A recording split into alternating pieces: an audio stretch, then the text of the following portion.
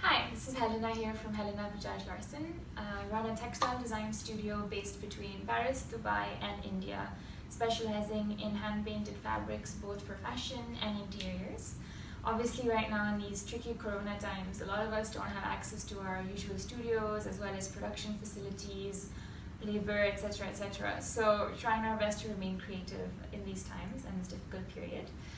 Today I'm going to try to give you a sneak peek into my painting process, and it's going to be all about creating the textures that are usually obviously made on the silks that I use for the fabrics, etc.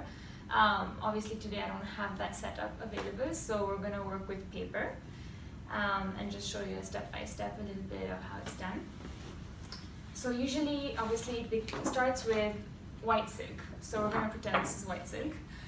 And I start with kind of picking a color story. So that can either be, for example, today I feel like doing really deep colors, deep reds, deep oranges, or it can be about blue, green, cobalt, turquoise, or it can be pastels. So I try to decide on a color story. Today we're going to go with the classic kind of warm signature look that usually the brand is known for.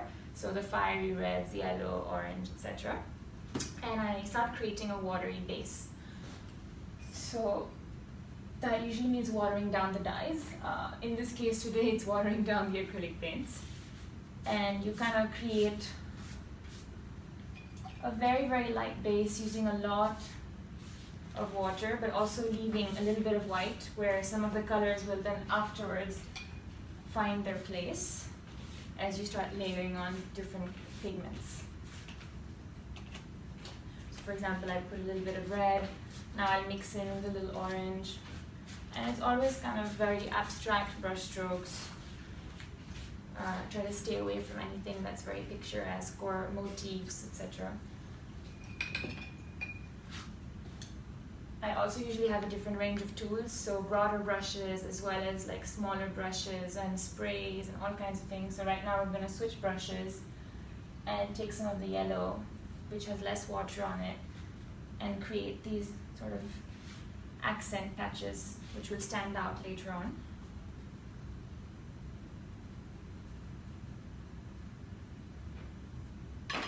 So once we've created a couple of different bases, it's time to sort of continue creating different layers. A lot of the work that I do, actually, the depth of color that comes in it, which is sort of the unique aspect of it that you don't really get in a lot of digital printing and a lot of screen printing, is the layering of dyes again and again and again. Some pieces have up to 12 layers, and that's what gives it this depth of color and these new shades that kind of come through the superposition of existing colors. So we have these bases now, and so we kind of go back into it with yet another set of tools. For example, this is a painting knife.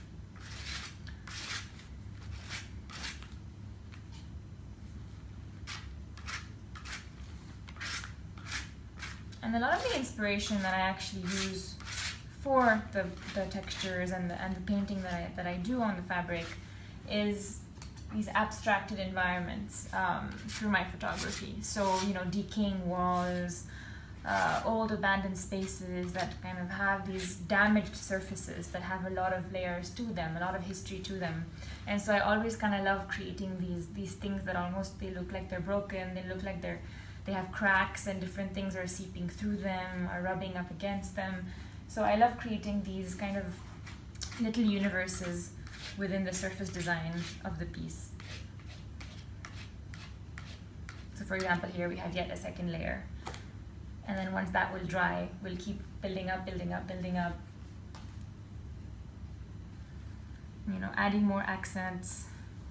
And again, here I'm using very few colors. Usually we're talking 10, 12 different batches of dyes.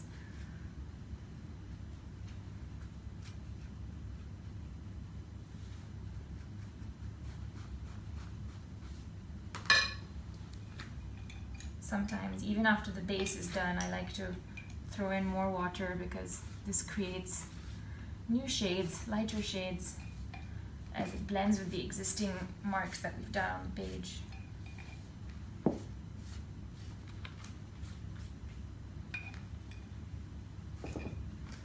then often I'll take a color that's maybe not in the color story that we've chosen. Actually, no, I won't take blue.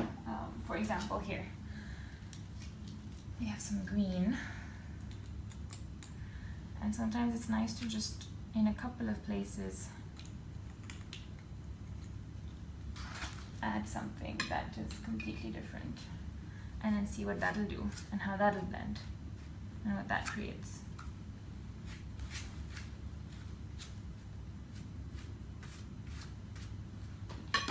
So this could go on and on for ages, but essentially you get a feel for how these different layers are created and then how they come through on fabric. And then once this is dry, it's steamed, and then you come back in with gold. And then one of the newer processes that I've actually tried experimenting with is embroidery. So for example, here you can see that this piece has both painted gold lines as well as jari embroidery here, silk thread resham here, and it kind of creates this relief. So when you run your hand across the silk, you can feel these little edges that come through. And again, it's all about detail and a slightly obsessive take on detail with everything that we do. So yes, as you can see, there's a tremendous amount of layering that goes into it. And yeah, that's a little sneak peek into the process. Obviously, I hope that this time will be shorter rather than long, and that we can resume back to our creative and productive selves soon enough. But in the meantime, I actually think this is an interesting period for creative people, because although it's particularly difficult for us, since we're in very unsteady fields, it's also an interesting time in the sense that we can actually get a minute to think about why we fell into this in the first place. Why did we start this? What do we love about it? And go back to being students and research techniques and research crafts and research artists and designers that we don't know, and just kind of learn and pile on knowledge, because we're not able to export, we're not able to produce, so we might as well learn something out of it. And often, you get so caught up in the day-to-day of managing production and shipping and just kind of controlling things and making sure operations run smoothly, that we don't have time to pick up a pencil and actually be creative. So that's one thing that I hope for all of us fellow designers out there, is that we use this time to just remind ourselves of why we do what we do and be excited again for when things pick up. Thank you for having me.